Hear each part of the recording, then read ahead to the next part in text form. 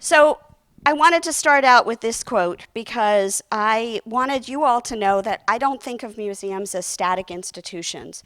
I think of museums as opportunities to critique culture and to change with the times. And right now, I personally feel that a lot of the ways that we have put forth museums have started to change. I was part of a big shift through museum education that happened in the late 80s and early 90s. But I think that there are many, many more opportunities to redefine a museum going forward. For example, we didn't have the kind of technology that we have now that makes my job in a small museum just infinitely easier.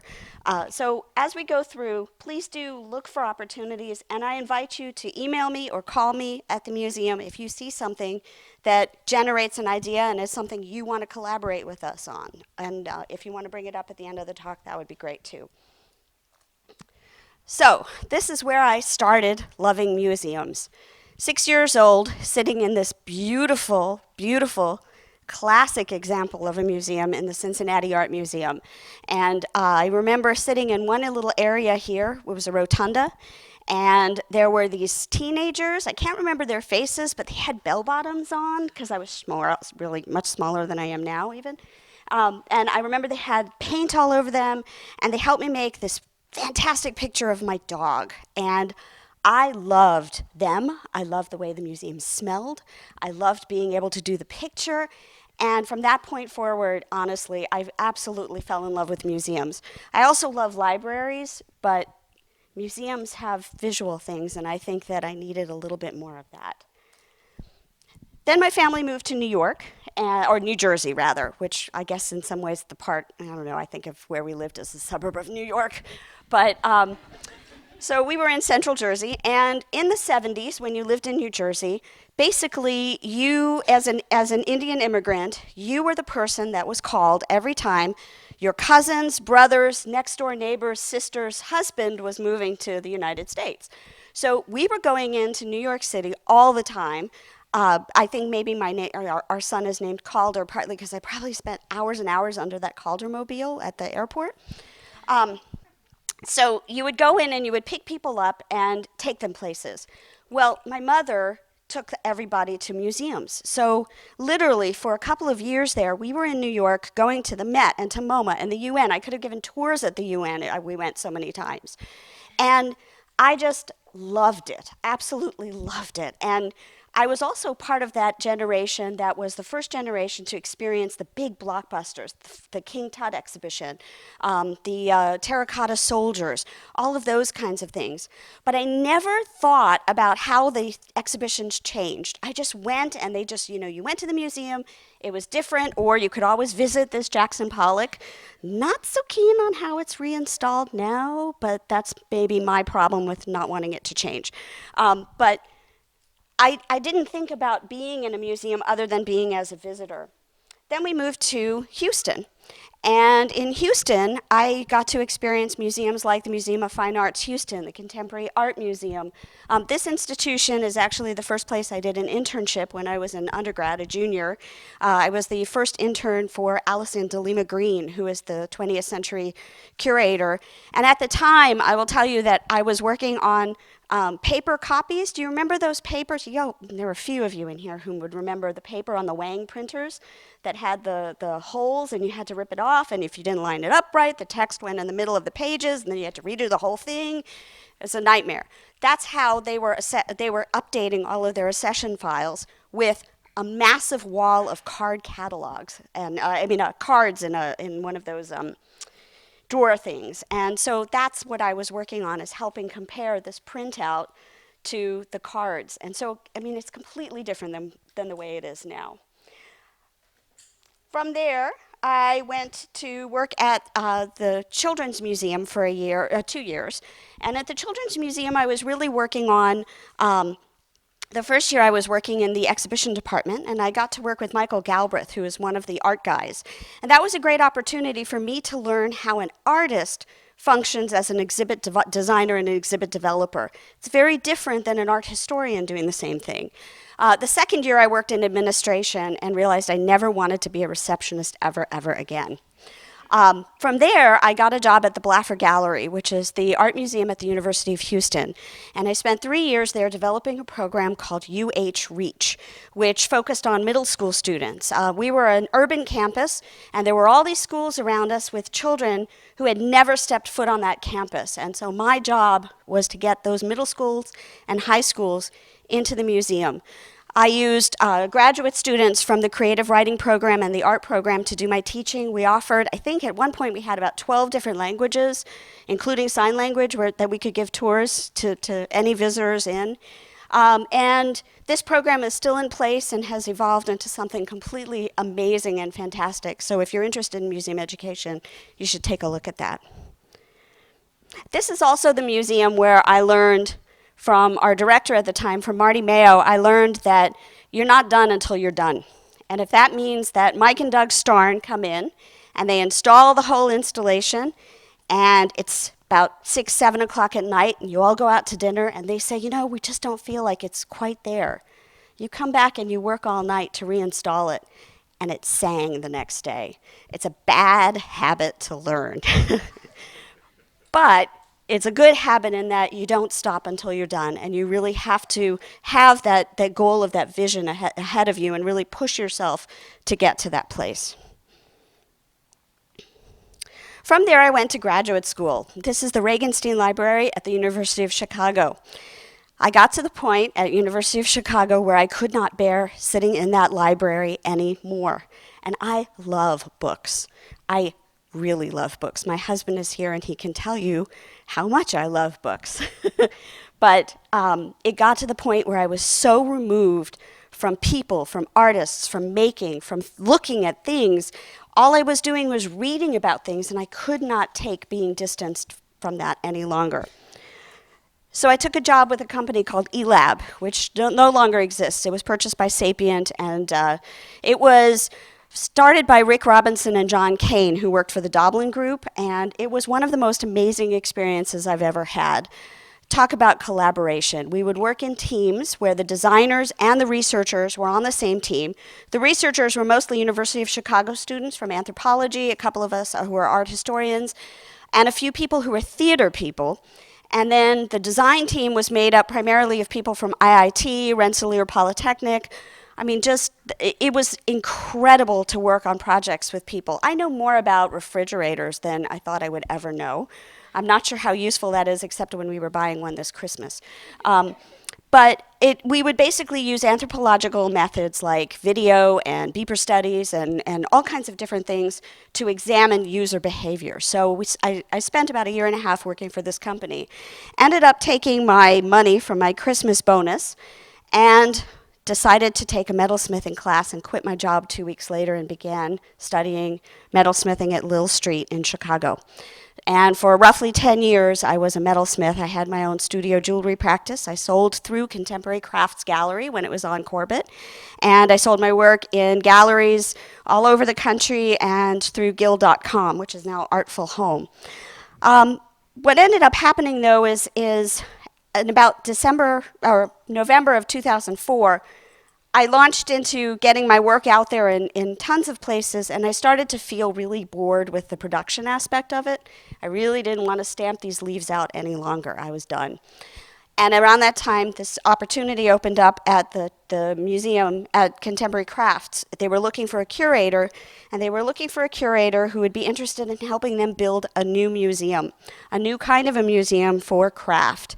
Well, those kind of opportunities don't come up very often. If they happen once in your lifetime, you're really, really fortunate. And I was very lucky that all of these different experiences I had could come together and I took the position and left my jewelry behind about a year later. And everybody loves to ask me if I miss it, and I don't, but no, I will not sell you my hydraulic press because I might go back to it at some point. So this is the building when it was under construction, and you can see the big difference between, if those of you who've been to the museum know what it looks like inside, and this is when it was just getting started. We had an opportunity with this space to really create a new kind of layout, and the model that we were looking to was really the white cube. Think typical galleries, white walls, floors, the contemporary art space. However, we were coming from a building on Corbett that had a lot of natural light and a lot of really wonderful qualities, sort of like the qualities of the Renzo Piano building at the Menil, where it has all this beautiful natural light. It's a lovely way to look at art of any time period. It's magical. So we really wanted to preserve some of the opportunities to keep those windows open. So with things like ceramics, we can do that. When we have paper or fabric or wood or things that could fade, we have to bring the shades down. And so we put in shades that allow us to block out a lot of the UV rays. So sometimes you'll come by the museum and all the shades are drawn and it looks like we're closed, but we're not. We're just protecting the artwork. Other times you'll come by and you can see right in. So when you see right in, let me tell you what that means as a curator. It means I'm curating in a gigantic vitrine. It's a completely unusual space. It's not the same as curating at the Portland Art Museum or in places where the rooms are structured as little tiny rooms. It's a very, very different kind of a space. So you have to think about how people move through the space, how you choreograph the experience differently. And you also have to realize that you can't do some things that you might do at other museums, but you also can do other things that they can't. So I'll get to that in a sec. We also knew we needed temporary walls, and we designed these walls. We went to a company that came up with an idea for how to do them that was astronomical, and Eric Franklin, who is now the head of the wood shop over at PSU, he designed these very simple walls. They lock down, and we use bags of sand to stabilize them. They work beautifully, and they tuck into those other walls in the museum. So we solved two things right away. We got an inexpensive solution, but then we also figured out the space issues, because let's be honest, storing all of this kind of stuff is one of the biggest problems for museums. A lot of museums store their vitrines and their pedestals and their walls and stuff off-site, or they just rebuild them. We didn't want to do that. It didn't seem sustainable. It didn't seem practical, so we wanted to come up with a solution to be able to do this. The downside. If you ever build a museum, put in a freight elevator. For the love of God, put in a freight elevator. We have to carry these up and down every time, and it's kind of frightening to watch people move them. The other thing we did is we thought about the kind of furniture that you need. And I like to talk about it as furniture because that really is what it is. It's about presenting something, the way you present something on your mantle, you present something on a table. We prototyped this, the type of pedestal that you see when you come to the museum is a prototype that we developed at the old location and actually went over into the museum, tested it out in all different spaces, because we've got a space that's 22 feet high, and then we've got a space that's about 8.5 feet high. We needed to make sure that that pedestal was going to work in both of those spaces. So it's very specific for the location, but then we also came up with a whole suite, an array of different kinds of pedestals and sizes to accommodate all the different kind of artwork that we might have. And I have to say that since we moved in 2007, we actually haven't had to build any new pedestals. We've done different other things, but we managed to create the right suite for right now. The thing about these pedestals that's really cool is that they flat pack. So they basically, we use the CNC router over at OMFG, and they come apart and they flat pack, and then the tops sit on top. So literally all of my pedestals are stored on a giant metro shelf, and then all I had to do was figure out where to store the vitrines. So again, that whole space-saving kind of thing for a small museum, when real estate is really, really precious, it gave us a chance to really think it through. The reason we moved away from the gigantic plinth is because it's a gigantic plinth. And when I show artwork, sometimes I show things that are this big. And if you take a photograph of a museum that is showing things this big on a gigantic cube like that, what you see in the photograph is a sea of gigantic cubes. The other thing is that wall there on the pedestal says, don't come close. this is precious. This is not for you to come near. Whereas just this little indentation that you have in our pedestals is an invitation to come closer. And I've watched people and I've talked with people, and they feel like they can get closer to the objects, when in actuality they get absolutely no closer than they do with this plinth.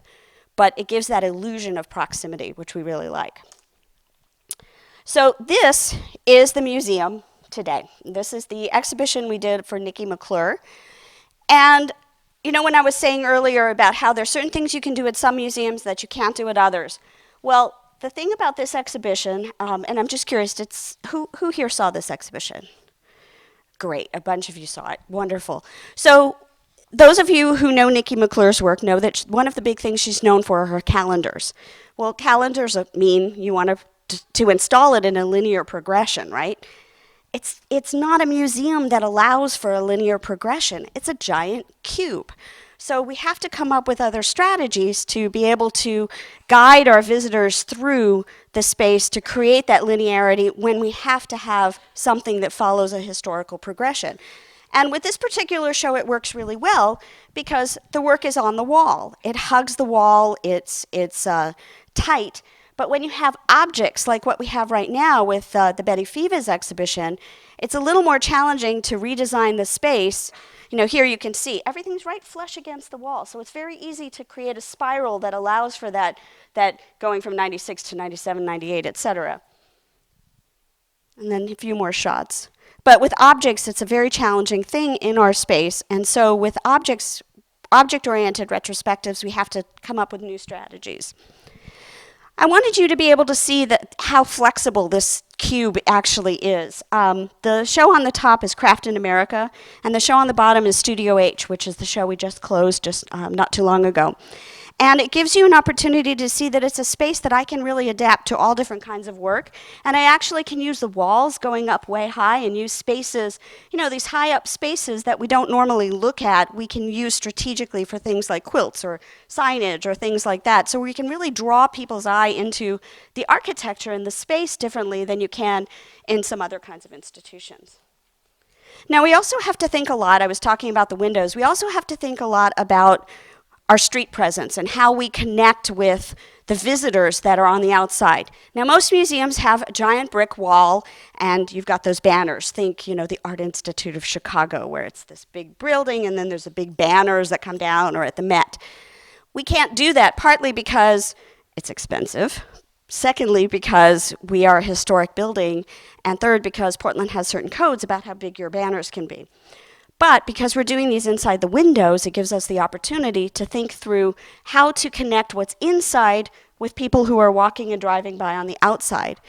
And we do this in a couple of ways. Sometimes we do it with a giant sign like I just showed you. Sometimes we do it with smaller pieces that are put together to create a larger presentation. And then other times we do it with these gigantic banners. And I think probably I would feel, and I don't know if we have several of our communications team here, and I feel like with the Nicky McClure show and the Lori Herrick show, we finally kind of hit our stride on figuring out how to use these windows. And it took time, and it takes time for you to learn how your building functions and how the building, how to really use these things. But I think we finally have hit what we need to do to get that street presence and show the inside on the outside. The other thing we do to connect with people is we have a phenomenal website, which was put together partly by OMFG and by our IT department at the Pacific Northwest College of Art. Because I forgot to mention, too, we operate in partnership with Pacific Northwest College of Art. So the communications team that I mentioned works not only for us, but covers everything that goes on with the college as well. So we work in this collaborative way. The website, I invite you all to take a look at. There's lots of different features on here that we love, and we particularly love this parting gift from Catherine Bovee when she left the museum. She made sure and put all of the information from 2006 to the present on the museum's website. So if you go there, you can see images from the shows, you can download writing, you can listen to podcasts. All kinds of things are on there. So we really do take advantage of our website quite a bit. And in some ways, I'll be honest, I think maybe we are better known for our website. Through our website, in a national context than perhaps we are known locally. We're 75 years old. Some of you may not know that we are the oldest craft institution focused on modern and contemporary craft in the country. So tell that to people when you go elsewhere. So the other thing we've experimented with the website is also ways to bring back a loop and create some kind of a loop, so we put something out there and then people have the opportunity to engage it. What we did with the Lori Herrick show, which was a weaving show, is we had these phenomenal drafts. I mean, weavers keep everything. They keep all these notations and drafts, and she had files and files, and we spent hours and hours and hours sorting through those, figuring out which drafts we would want to put on, and we put them into a digital program called Loom. And so any weaver who wants to look at the traditional notations can see her traditional markings, or you can download the Loom draft and create your own interpretations of pieces, including a piece from the museum's collection. And then you upload it onto Flickr. So if you go to Flickr, you can find a number of pieces that people have made in response to this and manipulated it. So we're really trying to put making back into people's hands, but then close that loop and connect it back to the museum audiences through these kinds of open source platforms that are out there. Thank God they're out there. The other thing we produce are brochures, and these are some examples of some of the brochures that we did over the years. We used to print trifold brochures, and it's kind of funny, but Portland is a city where people loved having them, but they felt that it was a bit extravagant, and they sometimes wouldn't take them because they felt that it was too special and too precious. And given the way that we are as a community, thinking about sustainability and recycling and so forth, plus budget costs, we decided that what we would do is figure out a different way to make this information accessible. So now these are all essays and brochures that you can download off of the internet, and you can use them in PDFs, you can use them in your classrooms, you can distribute them. So it's the same kind of information delivery, which it's a different system, but it's the same issue of information delivery, because as a museum, that is our responsibility. We are responsible for scholarship. We are responsible for putting this information into some way that documents it for history and going forward, and gives people those tools to think about it in different ways. So this is a very important part of what we do. We've produced a number of publications, and some of them are over here in the back table. You can take a look at them. Unpacking the Collection was the first publication to focus on the museum's collection. Then we did a book on Ken Shores. 75 Gifts for 75 Years is on a slow boat from Asia at the moment. And the newest publication is Betty Fivas. And both 75 Gifts and Betty Fivas, we came up with a new strategy for how to do our publications. Because what was happening with our exhibitions and our publications is we were reinventing a lot of the things every single time. Well, when you have a curatorial staff of 2, and a fleet of communications people and advancement people and technology people who are responsible not just for the museum but for the whole college, you have to figure out another way to get the work done and keep your quality high. So we've come up with some new systems, and what we did with these 2 publications is we worked with Clifton Burt and Briar Levitt and Shelley Ben-Nur, and they created a template that is a beautiful system for us to use. So all of our brochures that we put online, all of our future publications can use this sort of gridded system that they created to present the information. But I think if you look at the content, you'll see that it's such a beautiful system that unless I tell you that it's this gridded thing, you're not going to really know. They created a really wonderful template, and that's the beauty of working with designers, is that we get to create something that can be modified and adapted, but still gives us the chance to have this sort of special presence that we need going forward. We've also experimented with putting out PDF books. So Object Focus, the book, and Dave Rose did this book for us, and it's a beautiful book, and you can download it as a PDF, print it out, take it any place you want to have it bound and print and put it on pink paper, put it on vellum, put it on whatever you want. But the idea is to put making and the book right into your hands. We've experimented with print on demand. And we have an iPad application coming out, an ebook, I think is, I don't know, you guys, sometimes I say ebook and then people say, no, it's not an ebook, it's an iPad app. But I'm thinking of it as an ebook. And that is coming out shortly. Clifton and Breyer are working on that with Kat Perez, who's my other colleague in the curatorial department. So I'm not going to spend a whole lot of time talking about what goes in before the exhibitions come together, because it's really about getting that exhibition from concept into space that I need your help with. And this is an example of the kind of craziness which all of you have in your own offices that is the beginning of what ends up becoming a very clean, beautiful, lovely exhibition. People come into the exhibitions, and people who don't work in this way kind of say, well, this didn't take long. Look at it. It looks perfect. Yeah, it took 2 years and about 50 people to get it there.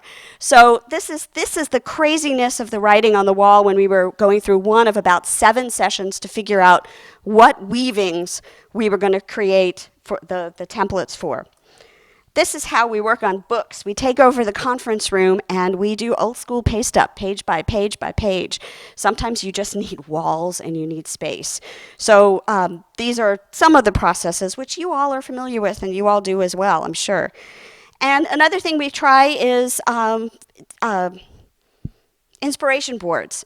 This was the one that Lauren Rayburn, who was an intern of ours who studied at Pratt, she studied fashion design and art history, and so she went backwards from Laurie Herrick's pieces and went through the archive and created inspiration boards that supported what she saw in the archives that related to the pieces.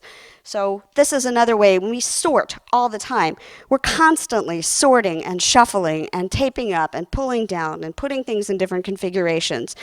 This particular project, I think, though, is the best example of a way that working with designers helps us tell a story differently. So a lot of people would say to me, and they still do, oh, I know how you study ceramics.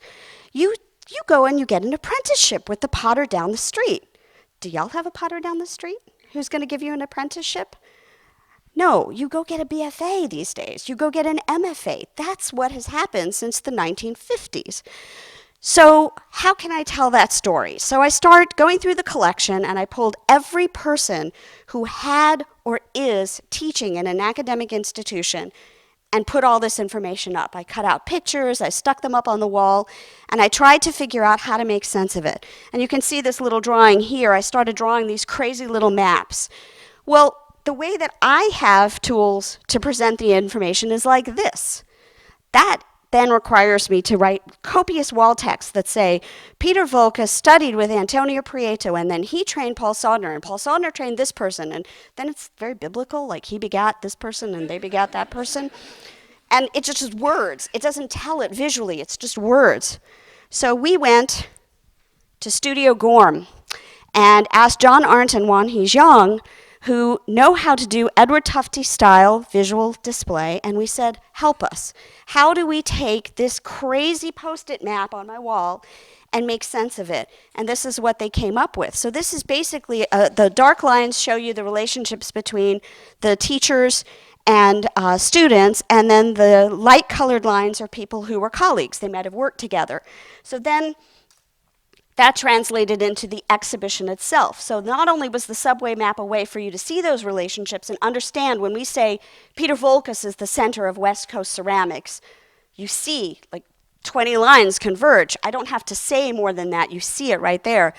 They translated this into the actual installation. Hundreds and hundreds and hundreds of feet of auto decal tape all over the museum. All over the museum. And let me tell you that glue does not come up off the floor after hundreds and hundreds of people have walked on it, but that's okay. So if you come to the museum, you can see the echoes of this piece.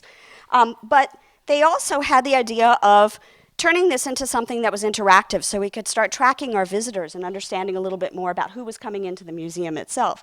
So we made this chalkboard that was the exact same map, and by the end of the exhibition, Peter Volkas still had more names on under his of people who had studied with him or taken workshops with him or had taught with him than anybody else. Now, if you did the same thing in the Midwest, say in Minneapolis, Warren McKenzie would have this same kind of thing. So it gave us a picture of regionalism and understanding where we sit in the country and where we sit historically. Now, I want to show you a period room just to remind you guys what a period room looks like in a museum. This is a very classic way of presenting craft-based objects. A period room that tells you what happened in the 18th century France, what happened in the Civil War era. The other thing you get is the Wunderkammer, or the Cabinet of Curiosities.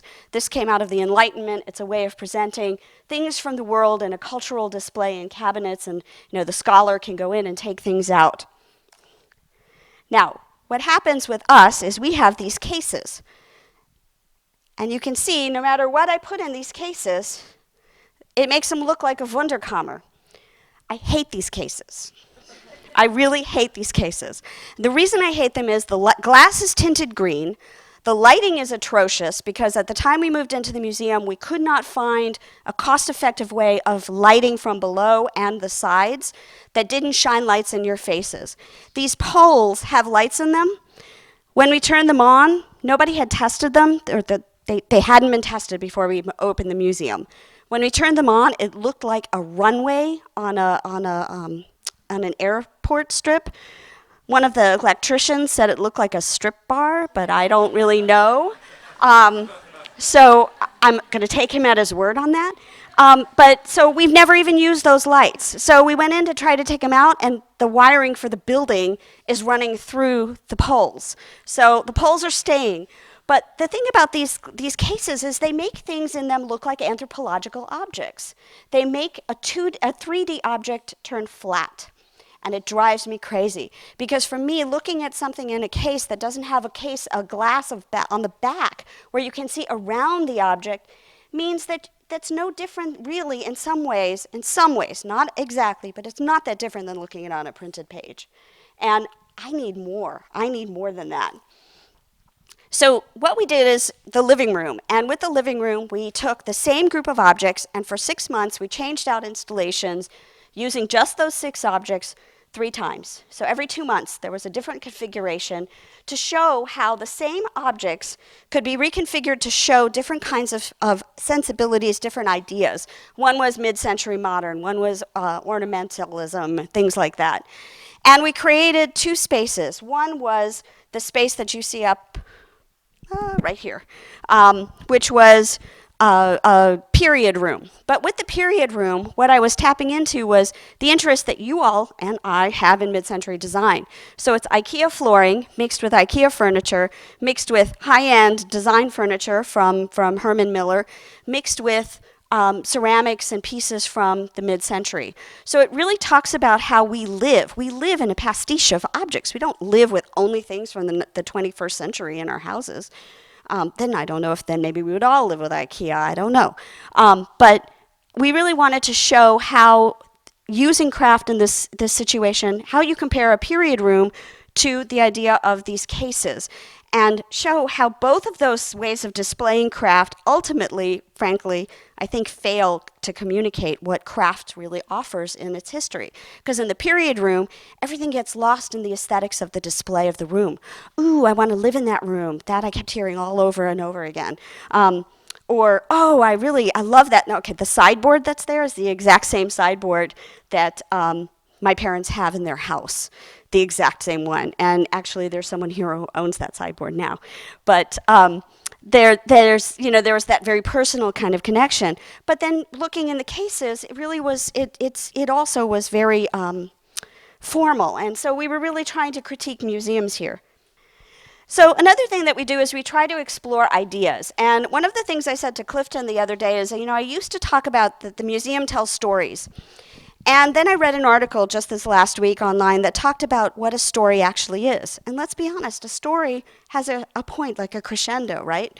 It moves you into the characters, it takes you to this place, and then it has a denouement. Well, guess what? I don't know that my exhibitions do that. I don't know that they carry you through the way a story moves you through that kind of an experience. I think they offer different kinds of experiences.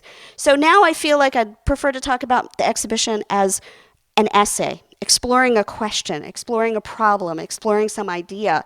But I think it functions more like an essay than it does actually a story. In this particular essay, we were exploring the way that people engage contemporary art jewelry. And they do it typically in magazines or in an exhibition, or they do it through touch. But you don't get to touch things in a museum. You get to touch things in your own home, in a collector's home, in the studio. And then once it goes in that museum, you get to put the white gloves on, or the blue nitrile gloves, as we use, and you don't get to handle it at all. The other thing that happens with contemporary art jewelry is, let's be honest, a lot of people don't ever get to put it on. I mean, what does it feel like to put on a collar that comes up like this and has tendrils that come down? What would it feel like to walk around with something like that on your body? How would you handle yourself? Would you consider buying something different than going to Kay Jewelers if you had that experience? How would it change how you think of your own identity? Most people don't get to have those experiences. So we asked artists. I worked with Rebecca Shear from Oregon College of Art and Craft on this show, and we asked artists to give us pieces that could be handled or touched, possibly broken, possibly stolen, for a period of 3 months. And they are now part of the teaching collection at the museum, which we hope at some point to get funding to be able to turn into kits that can go for outreach to schools and to other places. But for that whole period of the exhibition, people were able to handle, touch, try things on. This is all about user experience. That was what I was trying to do. How do I change the user's experience in the museum, give them a different kind of an opportunity to handle objects, and see what happens? Not one piece got stolen. Not one. So you trust your visitors, and your visitors will use things with care and respect, which was an amazing lesson. The other thing that we had is people of all different ages and people of all different backgrounds talking to one another. When is the last time you talked to someone in an art museum? When I was at the Olafur Eliasson show in New York, I kind of casually said something to somebody next to me, and they looked at me like I was insane. And it might have been New York, but I don't know. But you don't have these kinds of casual conversations. The other thing we did with this exhibition is we used the tools that we have available, simple things like an iMac. You can use GarageBand, you can record things, you can take pictures. And on our website, in very typical IDEO style, is a whole suite of over 1,200 images of people trying on jewelry. You can go through this and you can sort it in a gazillion different ways. I have. One of the things that also happened is this let the artists see how real people were engaging their pieces. And it made them realize that their own interpretation of how something should be worn was not how the object communicated it should be engaged with. For example, there was one piece that it was this bracelet, and it had all these tendrils coming off of it, and the artist assumed it was a bracelet, but every person to a T put it on their head like a tiara or a crown, and she realized that she had made an object that didn't say what she thought it did. So it was an opportunity for the museum to not only document the user experience, but also to change the way that an artist or a designer might make their work based on having real feedback in a real way. We do a number of different kinds of exhibitions. Some of our exhibitions, we work directly with artists. This is the installation of Transference with Andy Pico and Ethan Rose. And this is really about an experience. It's about giving people the opportunity to come into the museum and hear music made with glass bowls. If you go online, you can hear the recordings. There's a fantastic video. Dave, did you do that video also? Dave is a PNCA grad, and we were really sad that he graduated because now he doesn't do videos, but we're really glad that he graduated because now he's part of the communications team. So it's a win-win, I guess, but we don't get videos anymore. We're looking for a new student to do some. But take a look at those videos. They're absolutely phenomenal. So we work with artists. We also work with designers and outside curators. One of the things with the collection, we have about 1,200 pieces in our collection. I sorted through that collection, and I've put shows on from that collection, but you know what? you don't want me doing all of those shows from the collection because then you get my perspective and my voice all the time. So we invite people in to think through new ways. And Clifton Burt and Kate Bingham and Burt did an amazing exhibition. I'll tell you, they did Collateral Matters after I'd asked 4 different people, come look. And these people came and they looked through the ephemera in our archives. All the old brochures, all the old paraffin materials, all the letters, all of that kind of stuff.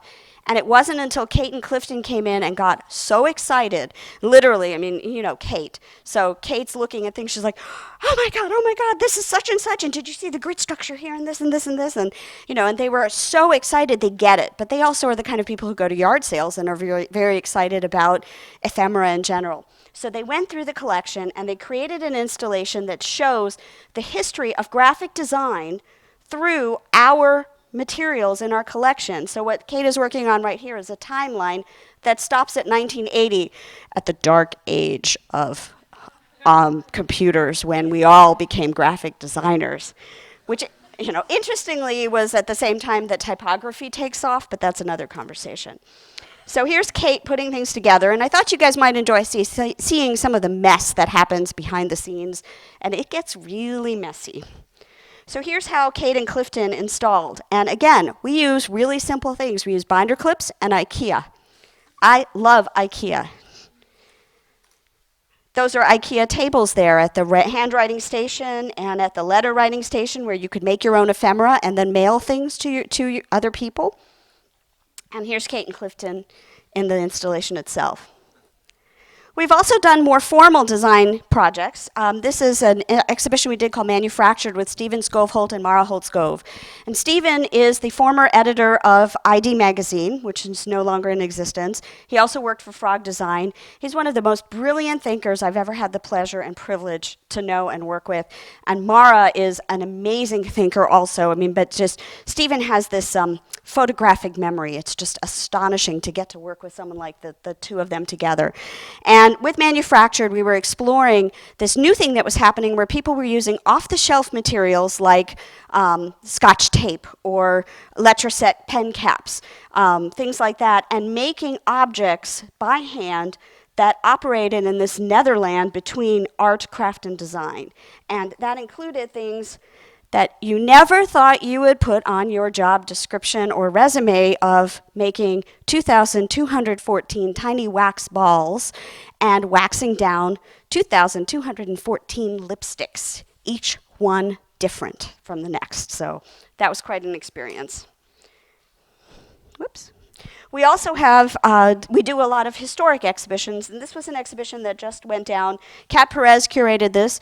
It's a great example of exploring history, and we used a lot of techniques for display here that we creatively acquired from MoMA and from the MCA in Chicago and the Walker. So now you know the 3 museums that I have crushes on. And I just love this picture. But our historic retrospectives could take on other forms as well. So with the Northwest Modern Show, we were really trying to show how ceramics changed from 1950 until 1964. So it's a very clean, very modernist kind of an installation. For something like this with Ken Shore's, we wanted to show how Ken Shore's house is full of stuff. It's a cornucopia of things in his house. We needed the exhibition itself to feel the same way. So we went through and created these large posters and things to show the house and give you a context. We've also done things like Object Focus the Book, which look at local collections. And the thing with Object Focus the Book, and this is one of those places to throw out to you, besides the cases, a place where we need to rethink things, is that you can't touch books. Well, those of you who know about artists' books know you have to touch those things to understand. Otherwise, for the layperson coming in, this show was just a wall. They had no idea how to engage it. And it was very frustrating for me. Even though we put a table in where people could handle artist books, you want to sit down and flip through that Ed Ruscha book yourself. And I can't let you because it belongs to the Reed College collection and it has to stay safe. And so it was very frustrating, and that was a place where the haptic qualities of some of our objects didn't come through. That's a place we need to figure some new solutions out. We also explore process. This was an exhibition called Gestures of Resistance, where the artists came in and did different performances over a period of 6 months. Each performance built on the last person's installation, and at the end, you ended up with a compilation of everybody's things. Again, this was a great project, and it was wonderful working with Shannon Stratton and Judy Lehman, who conceived of it. But it created a lot of challenges for us. So this was before Twitter was really big, or maybe it was before we all were tweeting. You were probably tweeting. We weren't tweeting yet. And what happened, and a lot of our audience isn't tweeting. So when the artists were coming in to do their residencies, they were going all around town and doing things. We had no way to tell you, Carol Long is going to be at Columbia Sportswear at 2 o'clock. Go over there. That's where you'll get to see her. We had no way to do that. So what ended up happening is we had all these visitors coming to the museum who were dying to engage with our artists and watch the performances and participate, and we couldn't connect them properly. So that helped us rethink things for Lori Herrick for this weaving exhibition, where we actually ended up building in 5 residencies, but we put the residence right into the museum itself instead. So we have the technology built into the installation. We've got the loom right there in the middle of the installation itself, and the artists made an agreement to make work that responded to the exhibition itself, do their own versions of those pieces, and add to the exhibition. So the exhibition changed every single day, and every single time you came, there was a different thing going on. But it allowed us to have a controlled experience and serve our audiences better. So that was a really interesting learning curve for us.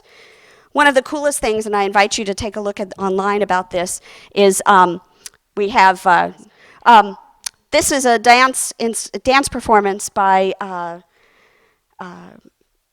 Deborah Valoma, and you can see that online. So I'm just going to conclude here with a couple of things that are the big things that I really need help with. These are tombstone labels. These are the ways that museums present basic information. They're called tombstone labels. They look like tombstones. And we've tried different things like color to connect themes. We've tried different formats, vertical, horizontal, adding in long, big pieces of paper. But either way, this is essentially what people expect when they come into the museum. They expect this kind of an installation, and they expect those labels. Those labels don't always work, and I would love new strategies for presenting the basic information in a museum that allow people who are acculturated to come into the museum and see these kinds of things to be able to engage the information. But what else could we do? What else could we do to present it that allows people to feel more like this, where they can actually get engaged? This is the unglamorous side of the museum, and this is about trust. We have to trust one another. I have to trust that my artists are going to understand what can and can't happen when they come into the museum, because we're the ones who are cleaning it up. And just to let you know that the reason I do the work I do is because I have a grandfather who sent 8 children in the early part of the 20th century to college. These are my two great aunts, the last 2 of their generation. They are all college educated. They are all activists in India. My great aunt is known for being the first feminist writer in Marathi in India. I come from a family where your responsibility, if you have something to give, your responsibility is to give it back to your community.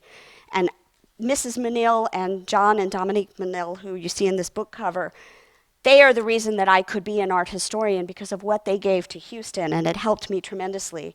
And I do it for these guys. These are my kids. And I want to make sure that my children have something going forward for themselves. I don't want to keep doing things where we are just putting labels up for the sake of putting labels up. Thank you.